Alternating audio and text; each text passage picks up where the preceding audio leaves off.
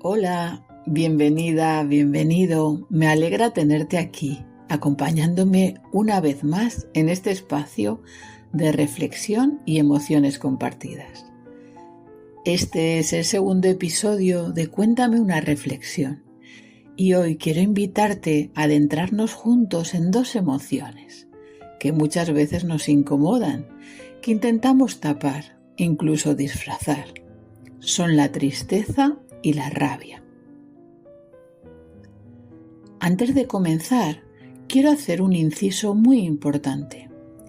Todas y todos sentimos emociones intensas en determinados momentos.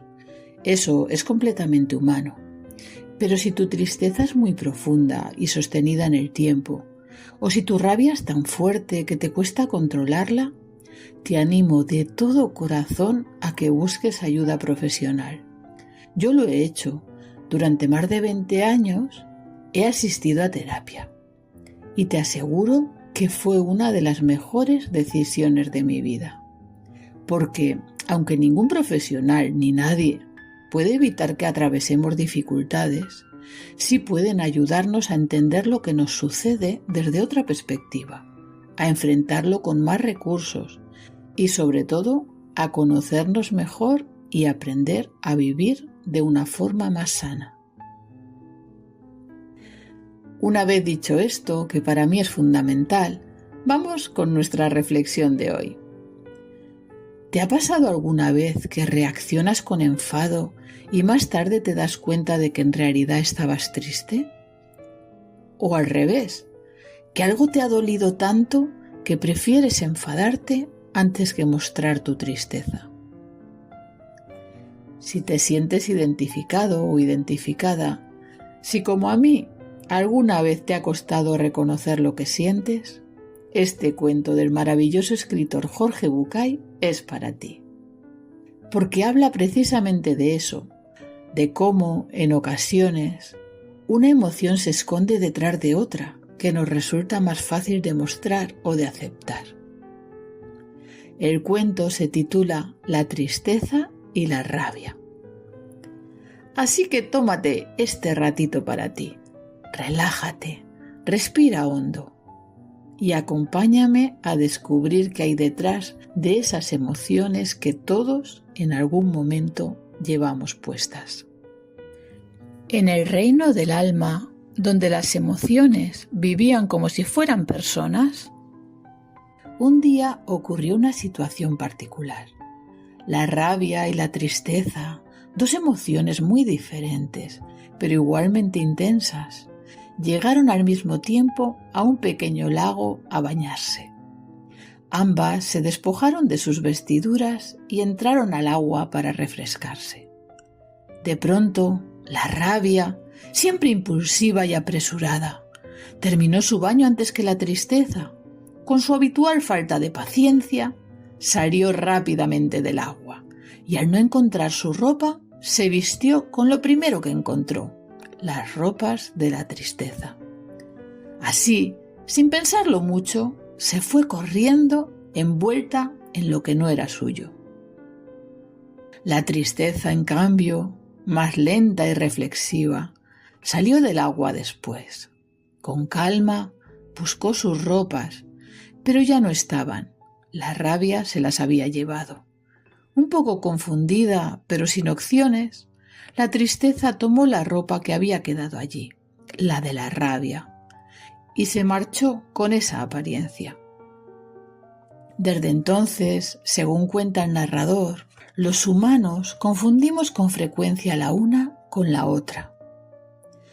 Vemos a alguien explotar de ira y creemos que está dominado por la rabia, cuando en realidad, tras esa furia aparente, se esconde una profunda tristeza. O al revés, percibimos a alguien decaído, apagado y pensamos que está triste, sin darnos cuenta de que es la rabia lo que está en el fondo, disfrazada de dolor callado. El cuento termina con una reflexión poderosa. Si nos detenemos a mirar con atención, si aprendemos a escuchar más allá de las palabras, podremos reconocer cuando detrás de un grito hay un llanto y cuando detrás de una lágrima hay una furia no expresada. Este cuento, tan sencillo y tan profundo a la vez, encierra una gran verdad. Muchas veces no mostramos lo que realmente sentimos. Nos ponemos la ropa de otra emoción porque nos resulta más fácil, más aceptable o simplemente porque no sabemos hacerlo de otra manera. La tristeza a veces se queda escondida y la rabia camina por ahí disfrazada. Pero, ¿qué pasa cuando no reconocemos lo que de verdad nos duele? ¿Qué ocurre cuando confundimos lo que sentimos o lo reprimimos? Aquí es donde quiero que reflexionemos juntos. Vamos a mirar de frente a estas emociones, sin miedo, sin juicios, porque solo cuando les damos espacio pueden contarnos lo que de verdad nos sucede. Vamos a hablar un momento de la tristeza. A menudo pensamos que estar triste es algo negativo, que hay que esconderlo, que es un signo de debilidad o que tenemos que superarlo cuanto antes. Vivimos en una sociedad que valora la productividad, la alegría constante, el estar bien como una obligación, y en ese contexto la tristeza incomoda. Pero la tristeza no es un error, es una emoción sabia, necesaria y profundamente humana. La tristeza tiene una función muy importante. Nos invita a parar, a mirar hacia adentro, a cuidar nuestras heridas emocionales. Es como una señal que nos dice: aquí hay algo que necesita tu atención. Nos protege, nos obliga a bajar el ritmo, a retirarnos un momento del ruido para escucharnos de verdad. Hay una imagen preciosa que lo representa muy bien, la del lobo aullando bajo la luna. Este lobo ha perdido su manada, está solo y triste. Puede que haya sido por una pelea o por la muerte de los suyos, o simplemente por la vida, que a veces separa lo que parece inseparable. Ese lobo, solo en medio del bosque, no corre, no caza, no busca territorio, se detiene, siente el vacío y entonces aúlla. Ese aullido no es solo un grito de dolor, es también una forma de decir: estoy aquí, estoy vivo, me duele. Es una llamada que nace de la tristeza profunda, de la necesidad de pertenecer, de volver a formar parte de algo. Y lo más hermoso es lo que ocurre después, porque en otros rincones del bosque hay otros lobos solitarios, lobos que también han perdido, que también han callado durante tiempo. Pero al escuchar ese aullido, ese grito honesto y crudo, algo se despierta en ellos. Aúllan también, responden. Y poco a poco, esos lobos que no se conocían, que estaban rotos por dentro, empiezan a acercarse. No se preguntan de dónde vienen, no se juzgan, solo se reconocen en la tristeza del otro. Y juntos, sin prisa, sin exigencias, forman una nueva manada. Porque la tristeza no aísla si se expresa. La tristeza compartida es un puente, es un lenguaje silencioso que une a quienes han sufrido y sin decir mucho se entienden. Y como los lobos, los seres humanos también podemos aullar a nuestra manera. Podemos llorar, hablar de lo que nos duele, mostrarnos vulnerables, permitirnos no estar bien sin sentirnos débiles por ello. Porque cuando expresamos lo que sentimos, le damos al otro la oportunidad de escucharnos y de responder, de acercarse, de reconocerse en nuestro dolor, de tendernos la mano. Vamos a hablar ahora un poquito de la rabia. La rabia tiene bastante mala fama. Desde pequeños nos dicen que enfadarse está mal, que es de mala educación, que hay que ser buenos y no levantar la voz. Pero lo cierto es que la rabia no es una emoción negativa en sí misma. Es una emoción protectora. Aparece cuando sentimos que algo no está bien, cuando se ha cruzado un límite importante para nosotros, cuando nos sentimos heridos, ignorados o tratados con injusticia. La rabia es como una alarma interna que nos dice: esto no me gusta, esto no es justo, aquí hay algo que me duele. El problema no es sentir rabia, eso es completamente natural. El problema es qué hacemos con ella cuando aparece. Si la negamos, si la reprimimos, si fingimos que no está, acaba acumulándose. Y entonces un día explota en forma de gritos, tensión física, reacciones desproporcionadas o incluso en forma de enfermedad si se queda demasiado tiempo dentro. La rabia mal gestionada es como un fuego sin control. Arrasa con todo a su paso, a veces incluso con lo que más queremos. Pero cuando la sabemos encauzar, es como una llama que ilumina lo que necesitamos cambiar. Si en lugar de negarla la reconocemos, si la escuchamos, si la nombramos, podemos transformarla. Podemos canalizarla hacia una acción que nos cuide, que ponga un límite, que defienda nuestras necesidades sin hacer daño a los demás ni a nosotros mismos. Porque la rabia, bien gestionada, es una gran aliada. Nos empuja a actuar, a movernos, a no conformarnos con lo que nos hace daño. Nos da fuerza, determinación y claridad. Nos ayuda a decir basta, a marcar límites y a protegernos. Pero para que eso sea sano, primero necesitamos entender qué necesidad hay detrás de esta rabia. A veces es la necesidad de respeto, otras veces el deseo de sentirnos seguros, o simplemente de ser escuchados, tratados con dignidad, reconocidos. Y cuanto antes aprendamos a mirar a la rabia con compasión, sin miedo, más pronto podremos utilizar su energía de forma constructiva. No se trata de eliminarla, sino de comprenderla, de dejar de luchar contra ella y empezar a traducirla. Esto que nos pasa con la rabia y la tristeza también puede ocurrir con muchas otras emociones. A veces no sabemos bien qué sentimos, o lo que mostramos por fuera no tiene mucho que ver con lo que realmente llevamos dentro. Para aprender a diferenciarlas, vamos a hablar de cada una de las emociones básicas del ser humano.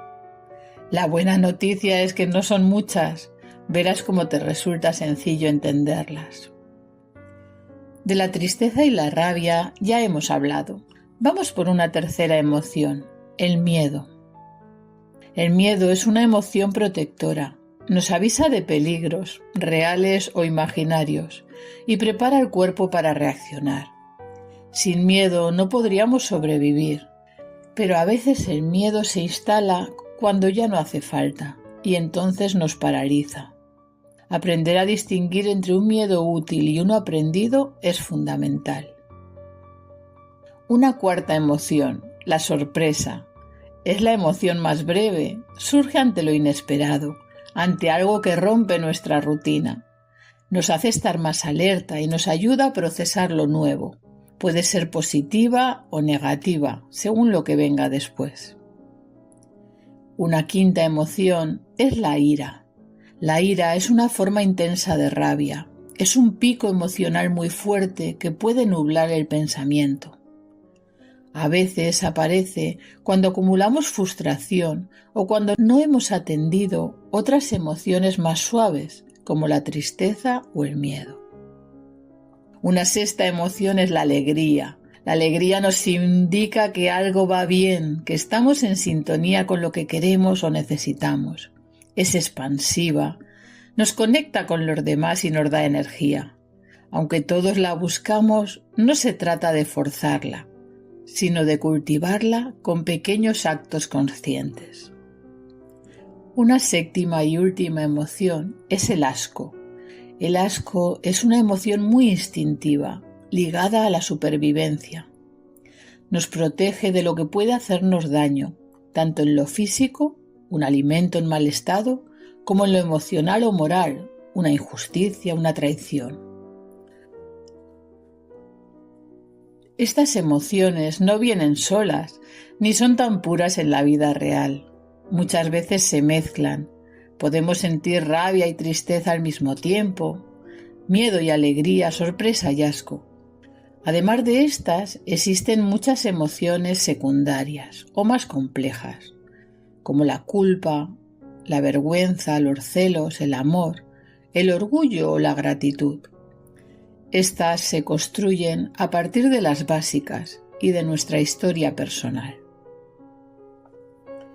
Como ves, todas las emociones tienen una función. No son buenas ni malas, simplemente nos dan información valiosa sobre lo que nos pasa por dentro y lo que necesitamos. Pero para poder gestionarlas, lo primero es saber reconocerlas, y eso no siempre es fácil. A veces llevamos años sin parar a preguntarnos, ¿qué estoy sintiendo en realidad? Así que ahora te propongo algunos ejercicios que pueden ayudarte a identificar tus emociones con más claridad. Te animo a que los pongas en práctica. El primer ejercicio es escuchar tu cuerpo. Nuestro cuerpo habla antes que nuestra cabeza. Muchas veces sentimos un nudo en el estómago, presión en el pecho, la mandíbula apretada y no nos damos cuenta de que eso también es una emoción. Te propongo esto. Cierra los ojos unos segundos. Respira profundo. Y pregúntate, ¿qué siento físicamente? ¿Dónde lo siento? ¿Qué emoción podría estar detrás? Escuchar al cuerpo es el primer paso para escucharte a ti. Un segundo ejercicio es el diario emocional. Durante una semana, al final del día, escribe la respuesta a estas 3 preguntas. ¿Qué emoción he sentido más hoy? ¿Qué la ha desencadenado? ¿Qué he hecho con esa emoción? ¿La he expresado? ¿La he reprimido? ¿La he entendido? Con el tiempo, este hábito ayuda a conocerte mejor y a encontrar patrones en tus reacciones. Un tercer ejercicio es nombrar sin juzgar. Una emoción, como hemos dicho, no es ni buena ni mala, simplemente está. Por eso, cuando notes que estás sintiendo algo fuerte, prueba a decirte: esto que siento es rabia. Estoy sintiendo tristeza. Sin intentar cambiarlo, sin juzgarte. Eso que sientes no te define. No eres la rabia, no eres la tristeza. Eres alguien que está sintiendo rabia o tristeza. Y eso está bien. Un cuarto ejercicio muy práctico es el semáforo emocional. Cuando notes que estás a punto de reaccionar de forma impulsiva, para un momento. Respira hondo y piensa en los colores de un semáforo. ¿En qué color te encuentras? ¿Rojo? Son emociones muy intensas y desbordantes. ¿Qué hago? Me paro antes de actuar o responder. Reconozco lo que estoy sintiendo. Estoy muy enfadado, estoy a punto de explotar. Me alejo si es necesario y respiro profundamente. No tomo ninguna decisión en ese momento. O quizá tu color es ámbar. Estoy en un momento de reflexión. Todavía siento la emoción, pero empiezo a pensar qué puedo hacer. ¿Qué hago en ese momento? Pongo nombre a la emoción. Estoy frustrado, siento celos. Me pregunto, ¿Por qué me siento así? ¿Qué necesito? Y evalúo las opciones. ¿Puedo hablar con alguien? ¿Puedo pedir ayuda? ¿Necesito un abrazo? Quizá el color de tu momento es el verde. Es cuando ya regulamos las emociones lo suficiente como para actuar de forma consciente y respetuosa. ¿Qué hago en ese momento? ¿Expreso la emoción o la necesidad con calma? Estoy enfadado porque no me escuchas. Busco una solución, tomo decisiones y retomo mi actividad. Este ejercicio nos ayuda a frenar reacciones impulsivas, fomenta la reflexión emocional y la empatía, y te ayuda a pasar de reaccionar sin pensar a responder con conciencia. Y, para terminar, aunque no por ello menos importante, quiero que miremos hacia los más pequeños. ¿Cómo podemos enseñarles a identificar y expresar sus emociones para que cuando crezcan sean personas más conscientes, empáticas y equilibradas? Desde muy pequeños, los niños sienten emociones intensas: rabia, tristeza, miedo, celos, alegría. Pero no nacen sabiendo qué es lo que están sintiendo, cómo se llama eso o qué pueden hacer con ello. Y si no les enseñamos, aprenderán como puedan, gritando, encerrándose, golpeando o tragándose lo que sienten. Por eso, educar emocionalmente es tan necesario. Igual que les enseñamos a lavarse los dientes o a cruzar la calle, debemos enseñarles a reconocer una emoción, a expresarla de forma adecuada y a calmarse sin dañarse ni dañar a los demás. ¿Cómo podemos hacerlo? En primer lugar, con nuestro ejemplo. Los niños aprenden mucho más de lo que ven que de lo que les decimos. Si tú hablas de tus emociones con naturalidad, estoy cansada, necesito descansar un poco, o estoy enfadado, pero voy a respirar para calmarme. Ellos aprenden que sentir está bien y que se puede gestionar. En segundo lugar, acompañándolos con paciencia cuando no saben hacerlo.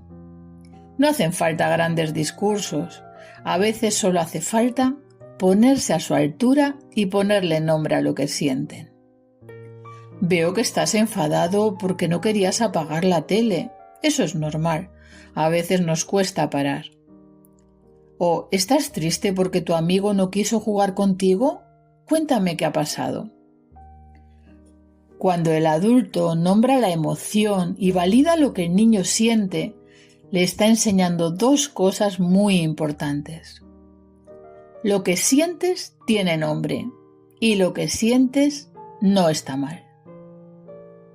Enseñar a un niño a reconocer sus emociones no es evitar que llore, ni decirle que no se enfade, ni distraerlo todo el tiempo. Es acompañarle con amor mientras aprende a entenderse. Porque un niño que sabe lo que siente es un niño que podrá cuidar de sí mismo. Y mañana será un adulto más libre, más empático y más fuerte emocionalmente. Os dejo en la descripción un PDF de ejercicios para hacer con vuestros peques. Espero que os sean muy útiles y que los disfrutéis un montón. Hoy hemos recorrido un camino profundo. Hemos escuchado un cuento que nos habla de emociones disfrazadas. Nos hemos detenido a entender la tristeza y la rabia. Hemos explorado cómo las emociones se sienten en el cuerpo, cómo identificarlas y cómo enseñarlas a los más pequeños. Porque, en el fondo, nuestras emociones no vienen a molestarnos, vienen a guiarnos. Traen consigo un mensaje valioso sobre lo que necesitamos, sobre nuestros límites o sobre las heridas que aún están pidiendo ser atendidas. Validar lo que sentimos es el primer paso para sanar. Y solo cuando damos permiso a nuestras emociones para existir, podemos transformarlas en algo que nos cuide, que nos fortalezca y que nos conecte con los demás. Gracias por acompañarme en este episodio de Cuéntame una reflexión. Si algo de lo que has escuchado hoy te ha resonado, te invito a compartirlo, a hablarlo con alguien o simplemente a darte unos minutos para estar contigo y preguntarte, ¿cómo me siento hoy? Nos escuchamos en el próximo episodio. Hasta entonces, cuídate mucho y recuerda, sentir no es una debilidad, es una forma profunda de vivir. Disfruta la semana. Un abrazo.